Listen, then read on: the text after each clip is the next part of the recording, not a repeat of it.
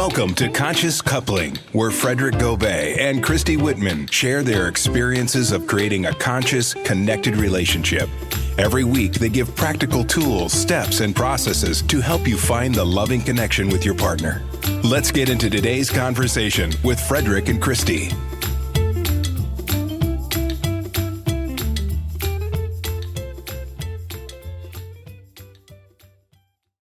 Hello, welcome to the Conscious Connected Coupling podcast and show. What are you laughing at? Oh my God, he's so funny. I'm Welcome Christy. to our show. He's Frederic. I'm crazy today. Today. Anyway, Thank you for tuning in to our show for today. We're actually talking about what are we talking about? We're talking about the Dissolving obstacles to love. That's what we're talking about. We're talking about 5 ways of dissolving obstacles to love. That's what we're talking about. 5 ways. 5 ways. So if you ever feel that you're in a relationship, any relationship, especially your couple, and you're feeling like you're holding the love back, or that you're not allowing yourself to receive love, or that you feel that there's something blocking the love, we're going to talk about 5 ways to actually dissolve that, and a lot of different ways that you can actually start giving and receive love. Because really, for remembering that when 2 people come together, whatever the form of the relationship is, the divine design is really to have it be a soul connection, to have love be supportive and receptive, and to be flowing in and out, and to not have that energy of true love, not conditional love, but true unconditional love, to be able to feed both people from source, and then connect to other people you're in a relationship with. And so when you feel yourself holding back, wanting to not give out love or not receive love, then there are blocks. And those are obstacles that are not only connecting you from the other person, but also connecting you from your true divine, your real divine design of having loving and supportive relationships. So the first thing that we want to do to be able to dissolve obstacles to love is to really look at what are the positive aspects about the person, to love them in a way that praises them for who they are, for what you think about them, and what the positive aspects are, what you appreciate, what gratitude you have about them, and to be able to come from a place of supporting them in who they really are, and to release the criticism and the judgments and the complaining and all of that, because that really does create more obstacles to love. So when you, even in your own mind, if you're criticizing your partner or judging your partner, that will have an effect in the relationship, because everything is energy. So even if you don't say the words out to, like, you're a this or you're a that in a very critical or judgmental way, it does feed the energy in the relationship, and your partner will feel that. That criticism will come out at one point as a sideways, as we call it, basically, right? So it comes out all of a sudden, not in terms of words necessarily, but it'll come out in a specific gesture or a look, a rolling of the eyes, right? So be careful with that criticism that is in your head with your partner. So that's why we're saying it's better to try to find the positive aspects, find what you're grateful for in the relationship that you have. And from that space of love, with the intention of wanting to. Now, if you're done, like if you're just at right, that's something else. We were coaching a couple, and we could both tell that one of the people in the relationship, they're just done. Like they have no desire to open up their heart. They want to, really be in that space of making the other person wrong, being critical and judgmental, arguing for the limitations in the relationship, and arguing for why there's such a big obstacle. And if you're done, you're done. I mean, if you have no willingness to grow. What it is, it's also, you could see the love energy is not there. No, it's blocked. Right? Usually a couple that wants to continue together, wants to learn how to step into a more skillful relationship, have these tools to help them so that they can continue and they can grow together. They can be more connected. They can be more connected Yeah. and have awesome experiences together to witness one another, right, in this growth. Then that loving energy is enough to keep you moving, right, in the Absolutely. right direction. Absolutely. It's feeding the relationship. It's Right. either feeding it or you're deteriorating that love. You're starving it or you're feeding it. Yeah. So And- when there's no more loving energy, then then you see that it's there. There's the complete wall is there. Right. And what most people don't understand is that when you have a wall towards anyone, you're not only closing down the energy and the love and the flow that you have towards your partner, you're disconnecting from your divine self, because your divine self, that's not only inside of you but also inside of them, doesn't think about the other person what you're thinking about. They are not, your divine self is not criticizing that other person. Your divine self is not judging that other person. Your divine self loves you and that other person infinitely. So as you are closing your heart down to that other person, you're also using that as an excuse to close yourself off from your own divinity. And that's really important to understand, because basically if you're criticizing or judging or condemning any person, what it does to you inside of you is it closes you down, it closes your heart down. Your heart is the valve for which divine can connect through you. And if your heart is open, then you have that alignment, then you have that connection, and then you have the ability to flow out love to your partner and also receive it. So if you find yourself in a place of being critical or condemning or judgmental, start to look at what are the positive aspects. Start looking at things that you really love and appreciate about the person that you're in a relationship with. And acknowledge the person the next time you see them, verbally tell them something. A lot of times we talk about the 5 languages of love. I think it was one of the first episodes that we started with, is that Chapman has a book, it's still in the New York Times, the 5 languages of love. And one of those ways that we express and receive love is words of affirmation. And so next time you see that person, next time you're with that person, or if you have the ability to text that person or call them on the phone, talk about what you appreciate. Talk about some of the good qualities that you do appreciate and verbalize it to that person, because that will open up a valve, a stream of love and appreciation. Because if I'm saying to Frederic, God, I love it how you have such a beautiful open heart, or I love what amazing dad you are. I love how so patient you are with the kids, or I love how you take care of yourself so that you continue to be a great father to the kids, and if you get frustrated, you take care of yourself. When I'm telling him those things and I'm acknowledging him for those things, how do you feel? I feel wonderful. I feel like it opens up my heart, and it feeds my love, actually. And that's what it is, right? We want to feed each other's love. And often, we hear too often in some of our couples that we have couples, not retreat, but classes coaching with. We hear them. I mean, I hear sometimes people say, "Well, she already knows that, or he already knows that. So why would I tell her? We've been together for so long. We already know that."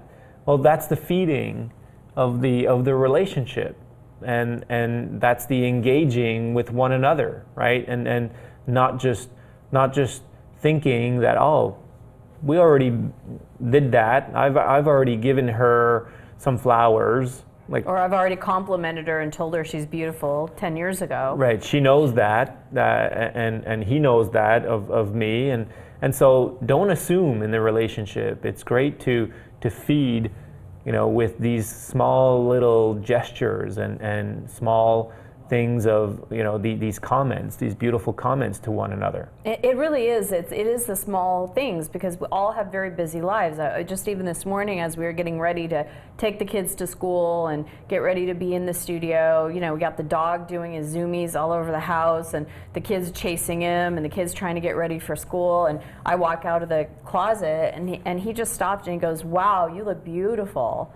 And it's like, that took him 2 seconds to say that, but that fed me. And it's like, oh, thank you. with all the chaos going on, it doesn't matter. I mean, and even last night, before when I was going to bed, I always go to bed a lot of times before he does.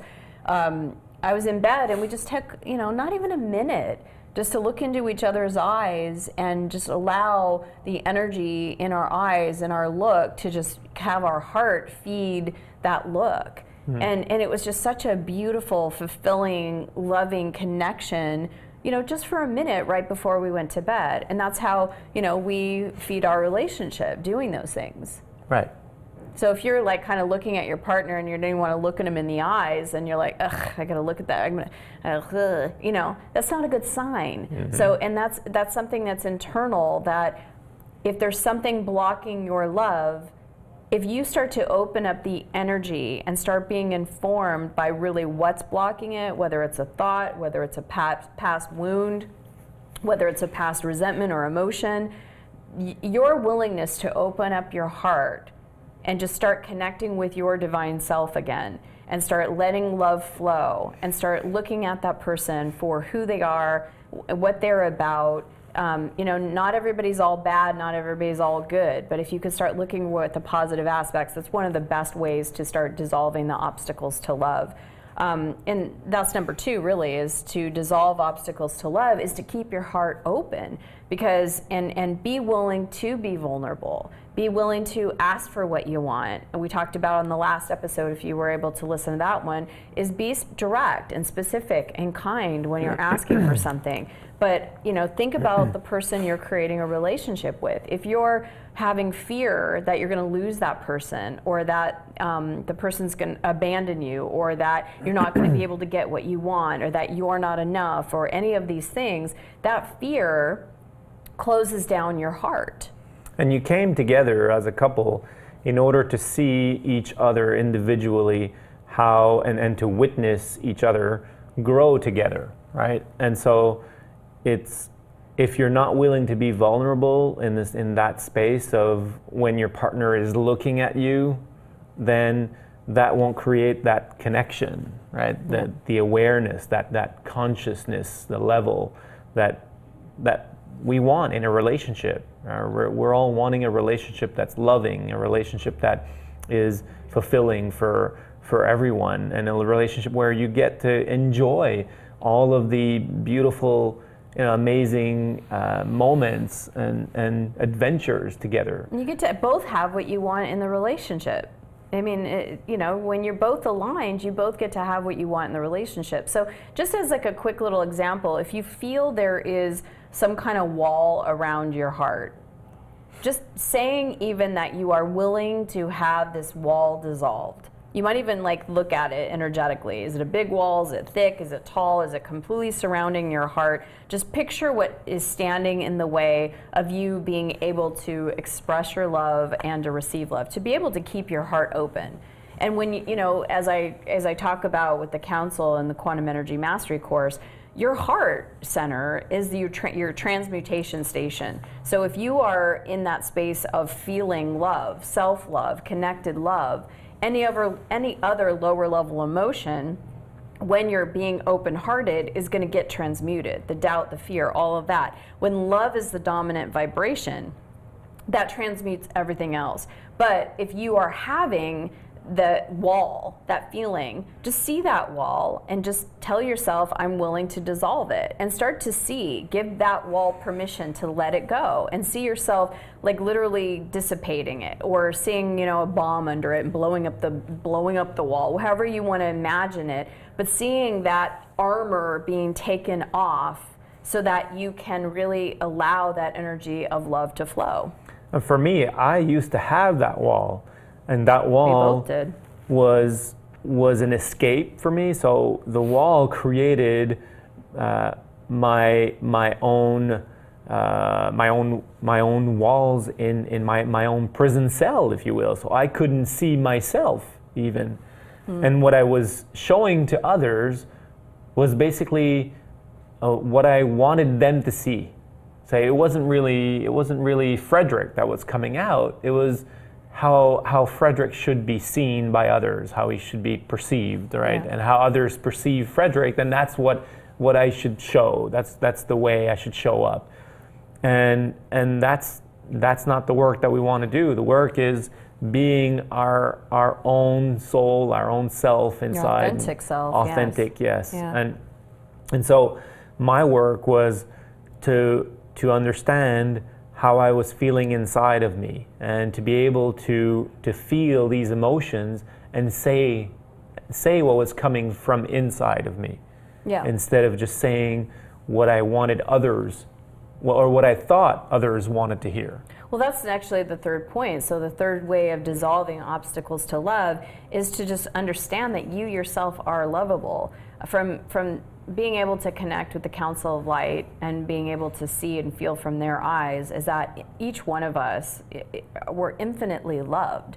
And when we can start to understand that we are lovable, and that we to be willing to be seen who we really are, like Frederic was talking about, is like he was so afraid to be seen for who he really was. He wanted to project this image of this is who I am, instead of really being seen. And so he would be there, you would see him there, he looked all perfect and stuff, but he was so contained inside of himself because he was afraid to be seen for who he was. And when he let those walls out, it's like I tell him all the time, his personality came out, and his humor came out, and more of his energy came out. And I'm more in love with him now than I ever was, because I know him more. It's like he's allowed the essence of himself, that unique individual that he is, to be totally free, because he's willing to have that vulnerability.